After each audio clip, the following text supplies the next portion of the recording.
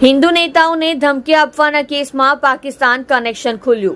દેશભરના અલગ અલગ હિન્દુ નેતાઓને ધમકી આપવાના કેસમાં કઠોરથી મૌલાના સોહેલની ધરપકડ કરવામાં આવી હતી। ત્યારબાદ નેપાળ અને મહારાષ્ટ્રથી 2 આરોપીઓને ઝડપી લેવામાં આવ્યા હતા।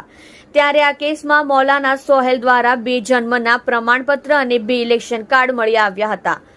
આ કેસમાં પાકિસ્તાન કનેક્શન ધરાવતા ડોગરનું નામ ખુલ્યું છે, જે પોતાનો AK-47 બંદૂક સાથેનો ફોટો ધમકી આપતી વખતે બનાવતો હતો। ડોગરનું ટેરર ફંડિંગમાં નામ ખુલેલું। પોલીસ કમિશનર ગેહલોતે કહ્યું કે આ કેસમાં અલગ અલગ મોડ્યુલ ખુલીને સામે આવી રહ્યા છે। ડોગરનો ફોટો ધમકી આપતી વખતે મોકલવામાં આવતો હતો। મૌલવી અને તેના બીના સ્લીપર સેલ દ્વારા લોકોને ધમકી આપવામાં આવી હતી। ડોગર અને જિયા ઉલ હકનું નામ ટેરર ફંડિંગમાં ખુલ્યું હતું। અલગ અલગ મોડલ હોવાથી અલગ અલગ રાજ્યની પોલીસ સાથે મળીને તપાસ હાથ ધરવામાં આવી રહી છે।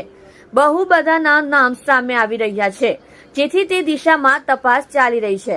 રઝા પાકિસ્તાનના નંબરનો ઉપયોગ કરતો। નેપાળની બોર્ડર પર મુઝફ્ફરપુરથી મોહમ્મદ અલીની ધરપકડ કરાઈ હતી। તેણે પોતાનો મોબાઈલ તોડી નાખ્યો હતો, પરંતુ FSLની મદદથી તેના મોબાઈલમાંથી ડોગરનો ફોટો મળ્યો છે।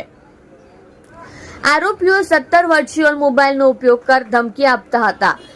42 ઈમેલ આઈડીનો ઉપયોગ કરતો હતો। શકીલ ઉર્ફે રઝાએ પકડતાની સાથે જ પોતાનો મોબાઈલ તોડી નાખવામાં આવ્યો હતો। રઝા પાકિસ્તાની નંબરનો ઉપયોગ કરતો હતો। મુસ્લિમ શબનમને પણ ધમકી અપાયેલી। રઝા સરફરાઝ સદ્દીક અને જશબાબા નામના હેન્ડલર સાથે સંપર્કમાં હતો। આ ઇસમોએ હિન્દુ મંદિરે જતી યુટ્યુબર શબનમ શેખને ધમકી આપી હતી। સોશિયલ મીડિયાના માધ્યમથી વિડીયો પર કોમેન્ટ કરતા લોકોને આઈડેન્ટિફાય કરવામાં આવતા હતા। ત્યારબાદ વ્યક્તિનો સંપર્ક કરી પોતાની સાથે જોડતા હતા।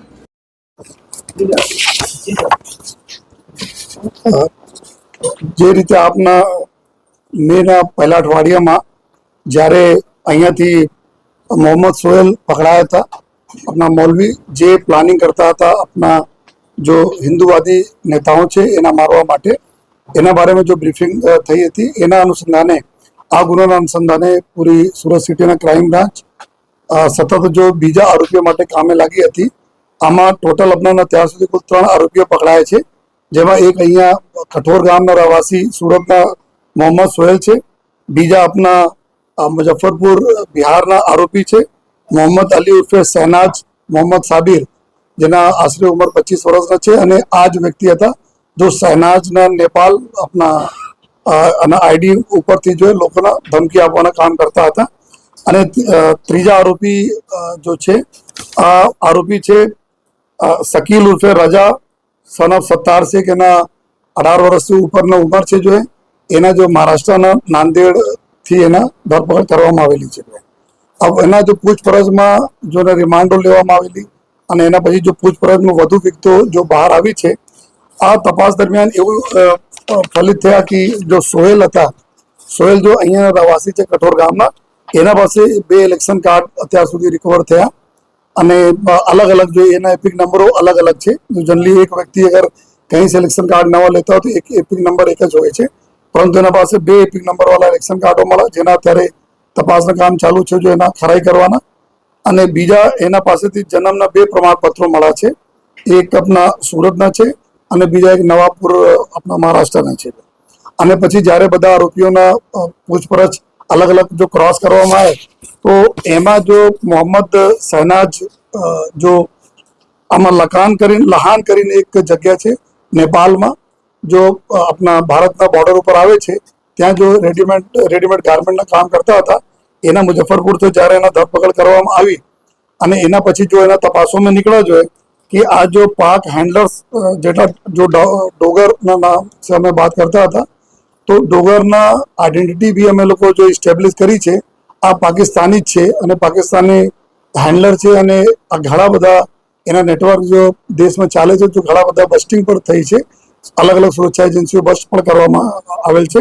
તો ડોગર સાથે જો સતત જો આ કોન્ટેક્ટમાં રહે અને ઉશ્કેરે જો બીજાને ઉશ્કેરે કે હિન્દુવાદી નેતાઓને મારવા માટે, એના તપાસ દરમિયાન એવું નીકળ્યા કે એને જ જો મોબાઈલ કાર્ડ જો મોબાઈલ આપણા જો સેટ જો રિકવર કરવામાં આવી છે, આમાં 17 જેટલા મતલબ 17 એના વર્ચ્યુઅલ નંબરનો ઉપયોગ કરીને અલગ અલગ જગ્યા આ ધમકી આપતા હતા અને એના માટે જો 42 મતલબ 42 જેટલા ઈમેલ આઈડી આ પોતે ઉપયોગ કરે છે જો હે, જેના અત્યારે જો અમારે FSL મદદથી રિટ્રીવ કરવાના ચાલુ છે કે એના કઈ કઈ ઈમેલ આઈડીનો શું શું ઉપયોગ કરાય છે.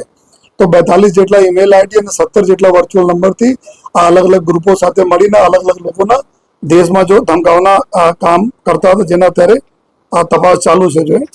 અને સાથોસાથ જ્યારે આ બધાના પૂછપરછ અને બીજા લિંક કરતા કરતા જો ત્રીજા આરોપી જો શકીલ ઉર્ફે રજા सन ऑफ सत्तार शेख जो महाराष्ट्र के नांदेड़ માંથી પકડાયા જો જિલ્લામાંથી, તો એના તાત્કાલિક આપણા મોબાઈલ ફોન તોડી નાખ્યા હતા જો રિટ્રીવ પણ કરવામાં આવેલા, જો એના અમુક પાર્ટોમાં રિટ્રીવ થયા અને બાકી રિકવરી અને આગળના જો ફેસલના મદદથી બીજા કામગીરી ચાલુ છે. તો એના પાસે જો નંબર વાપરતા હતા આ +92 એટલે કે પાકિસ્તાનના નંબરથી વર્ચ્યુઅલ નંબર યુઝ કરતા હતા, એનાથી ધમકી આપવાના કામ કરતા હતા. અને આ જ નંબર જો આ જો ડોગર કરીને છે પાકિસ્તાનના હેન્ડલર, આ જ એના એક્ટિવેટ કરીને એના આપેલા હતા.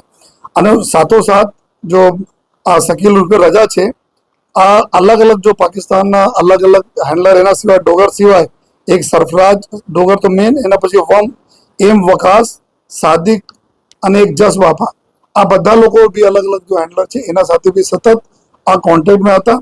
અને ફર્ધર જ્યારે એના તપાસો થઈ, તપાસોમાં એવી ચીજ ફલિત થઈ કે આ લોકો એક લેડી છે જો રાષ્ટ્રવાદી શેરની નામની બ્લોગર ચલાવે છે, શબનમ શેખ એના નામ છે, મુંબઈમાં, જે